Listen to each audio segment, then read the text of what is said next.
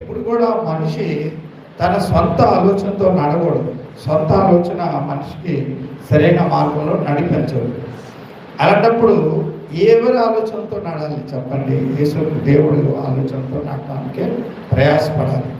సొంత ఆలోచనలో అదే 3వ అధ్యాయంలో 5వ వచనంలో, నీ స్వబుద్ధిని ఆధారం చేసుకొనక నీ హృదయపూర్వకం యెహోవా యందు నమ్మికుంచుము, నీ ప్రవర్తనన్నిటిలో అందు ఆయన అధికారమును ఒప్పుకొను. అప్పుడు ఆయన నీ త్రోవలో సరాలను చేయను.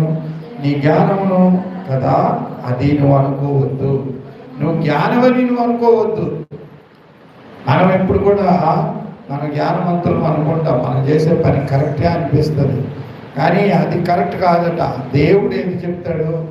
దేవుడు ఒక పద్ధతిలో నటన నేర్చుకోవాలి. ఆడే మార్గం లేట జీవ